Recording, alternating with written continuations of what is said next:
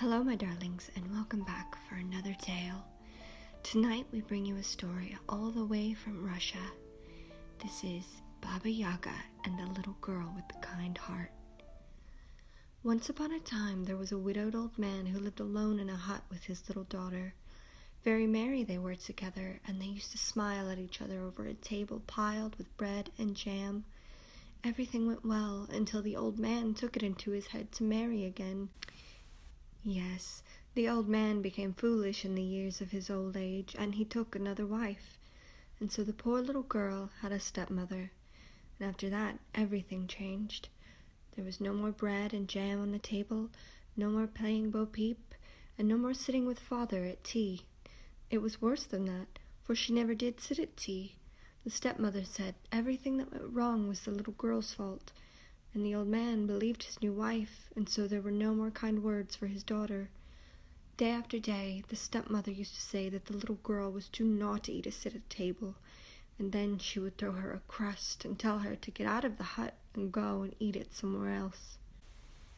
And the poor little girl used to go away by herself into the shed in the yard and wet the dry crust with her tears and eat it alone. Ah, me! She often wept for the old days, and she often wept at the thought of the days that were to come. Mostly she wept because she was all alone, until one day she found a little friend in the shed. She was hunched up in the corner of the shed, eating her crust and crying bitterly, when she heard a little noise. It was like this: scratch, scratch. It was just that, a little gray mouse who lived in a hole. Out he came, his little pointed nose and long whiskers, his little round ears and his bright eyes. Out came his little humpy body and his long tail, and then he sat up on his hind legs and curled his tail twice round himself and looked at the little girl. The little girl, who had a kind heart, forgot all her sorrows and took a scrap of her crust and threw it to the little mouse. The mouseykin nibbled and nibbled, and there it was gone, and he was looking for another. She gave him another bit, and presently that was gone, and another, until there was no crust left for the little girl. Well, she didn't mind that. You see, she was so happy seeing the little mouse nibbling and nibbling. When the crust was done, the mouseykin looked up at her with little bright eyes and said, "Thank you," he says in a little squeaky voice. "Thank you," he says. "You are a kind little girl, and I am only a mouse, and I've eaten all your crust. But there is one thing I can do for you, and that is to tell you to take care. The old woman in the hut is own sister to Baba Yaga, the bony-legged, the witch. So if she ever sends you on a message to your aunt, you come and tell me, for Baba Yaga would eat you soon enough with her iron teeth if you did not know what to do." "Thank you," said the little girl, and just then she heard the stepmother calling to her to come in and clean up the tea things, tidy the house, brush the floor, and clean everyone's boots. So off she had to go.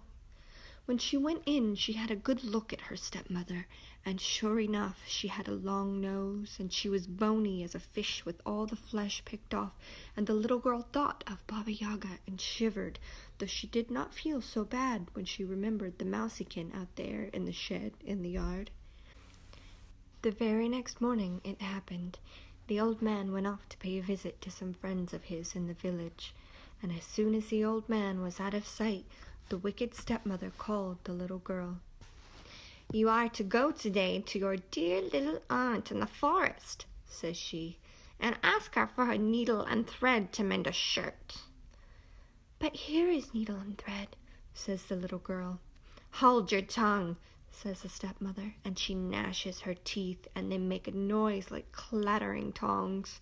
"Hold your tongue," she says. "Didn't I tell you you are to go today to your dear little aunt to ask for a needle and thread to mend a shirt?" "How shall I find her?"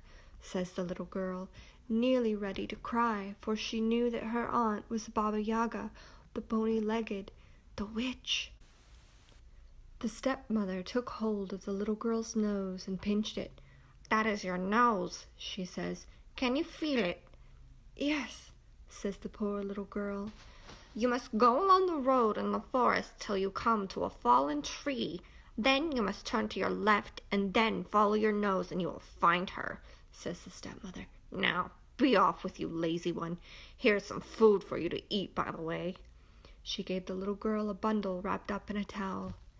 The little girl wanted to go into the shed to tell the mousiekin she was going to Baba Yaga and to ask what she should do.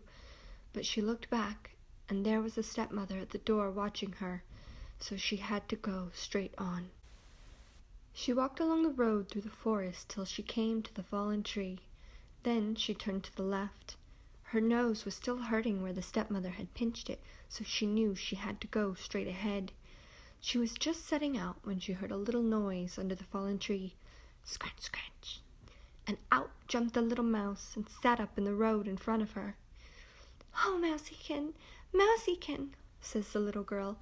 My stepmother has sent me to her sister, and that is Baba Yaga, the bony-legged, the witch, and I do not know what to do. It will not be difficult, says the little mouse, because of your kind heart. Take all the things you find in the road and do with them what you like. Then you will escape from Baba Yaga and everything will be well. Are you hungry, mousiekin? Says the little girl. I could nibble, I think, says the little mouse. The little girl unfastened the towel, but there was nothing in it but stones.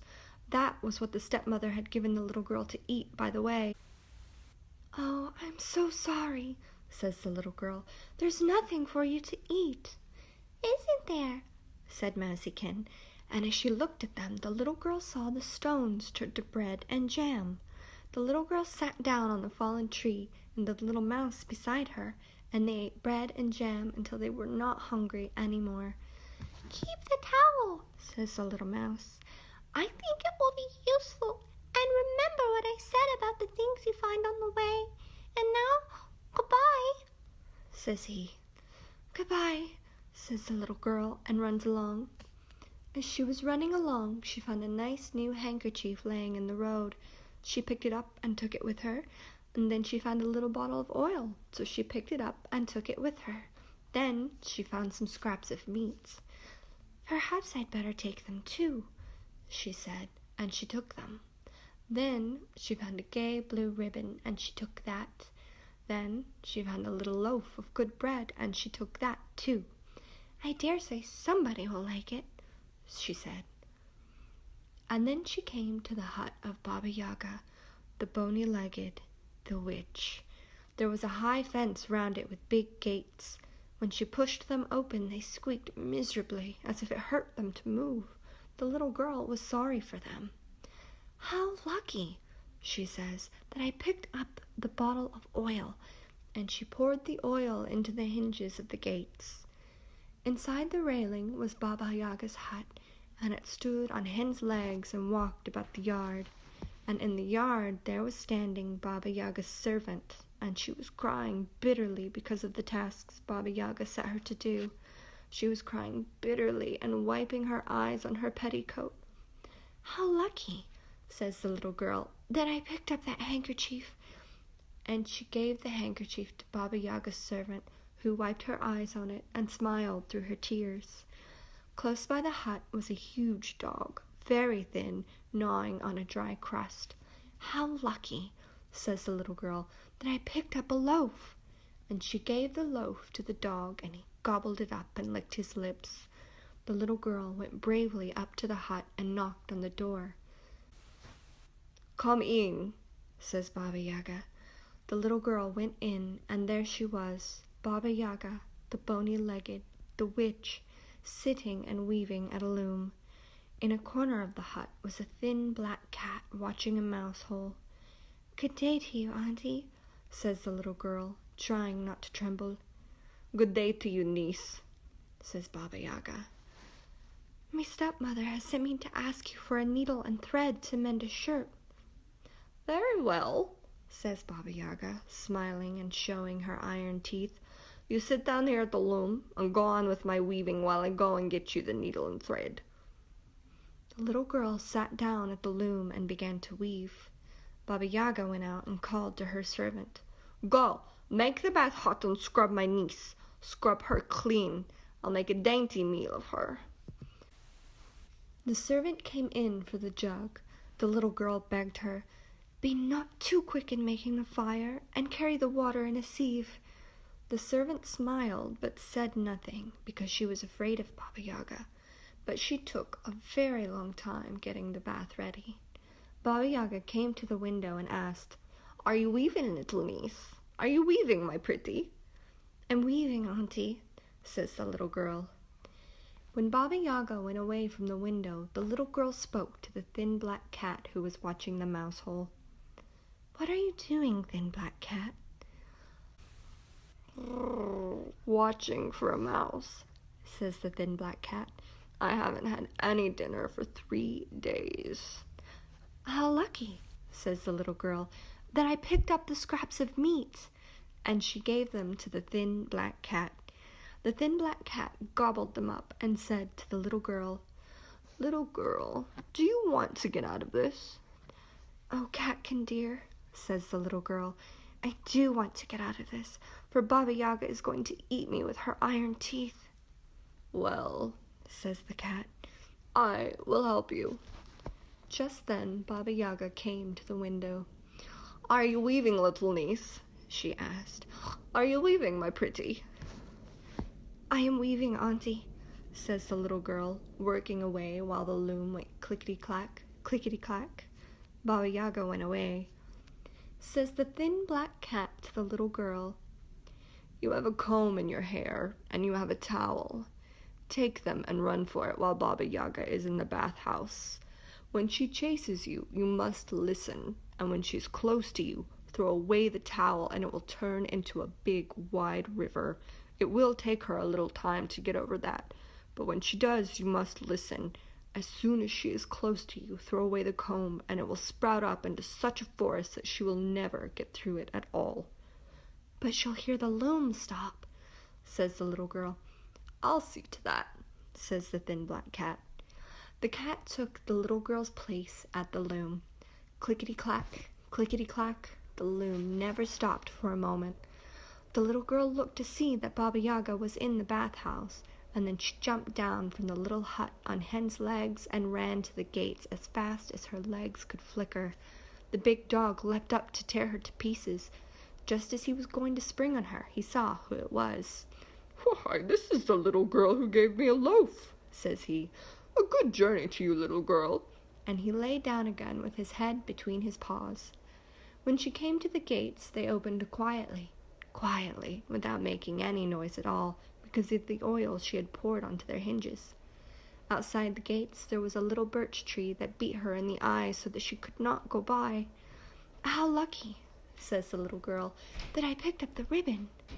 And she tied up the birch tree with the pretty blue ribbon, and the birch tree was so pleased with the ribbon that it stood still, admiring itself, and let the little girl go by. How she did run! Meanwhile, the thin black cat sat at the loom. Clickety-clack, sang the loom, but you never saw such a tangle as the tangle made by the thin black cat. And presently Baba Yaga came to the window. "Are you weaving, little niece?" she asked. "Are you weaving, my pretty?"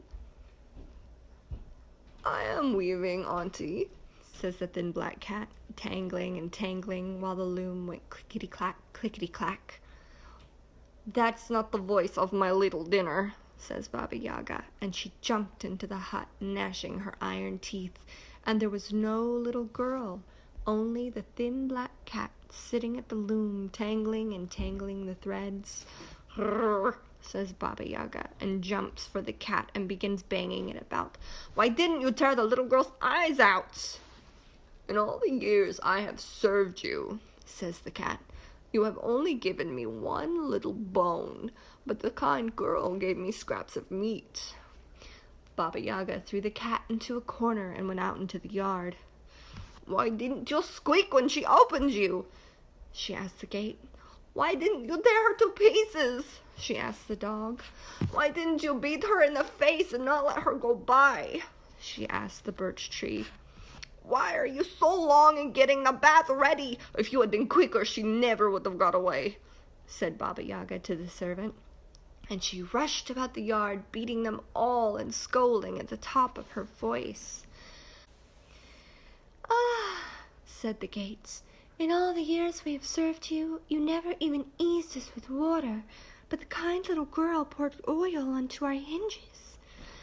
"Ah," said the dog, "in all the years I've served you, you never threw me anything but burnt crusts, but the kind little girl gave me a good loaf." "Oh," said the birch tree, "in all the years I've served you, you never tied me up even with thread, but the kind little girl tied me up with a gay blue ribbon."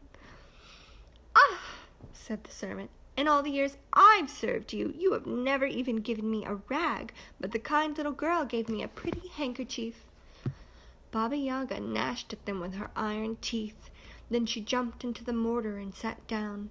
She drove it along with the pestle and swept up her tracks with the besom and flew off in pursuit of the little girl.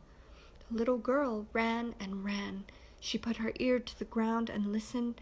Bang, bang, bangety bang. She could hear Baba Yaga beating the mortar with the pestle. Baba Yaga was quite close.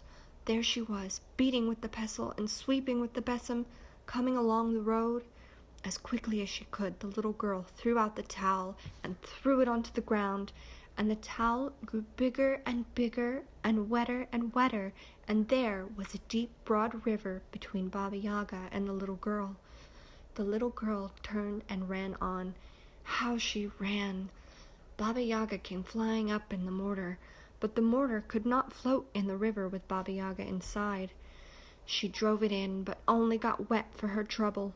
Tongs and pokers tumbling down a chimney are nothing to the noise she made as she gnashed her iron teeth. She turned home and went flying back to the little hut on hen's legs. Then she got together all her cattle and drove them to the river. "Drink, drink!" she screamed at them, and the cattle drank up all the river to the last drop. And Baba Yaga, sitting in the mortar, drove it with the pestle and swept up her tracks with the besom. She flew over the dry bed of river and on in pursuit of the little girl. The little girl put her ear to the ground and listened. Bang, bang, bangety bang. She could hear Baba Yaga beating the mortar with the pestle. Nearer and nearer came the noise, and there was Baba Yaga, beating with the pestle and sweeping with the besom, coming along the road close behind. The little girl threw down the comb and grew bigger and bigger, and its teeth sprouted up into a thick forest, thicker than the forest where we live, so thick that not even Baba Yaga could force her way through. And Baba Yaga, gnashing her teeth and screaming with rage and disappointment, turned round and drove away home to her little hut on hen's legs. The little girl ran on home. She was afraid to go in and see her stepmother, so she ran into the shed.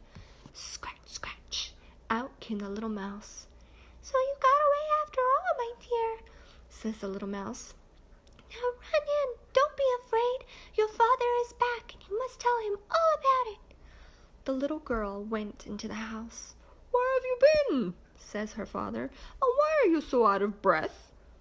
The stepmother turned yellow when she saw her, and her eyes glowed and her teeth ground together until they broke.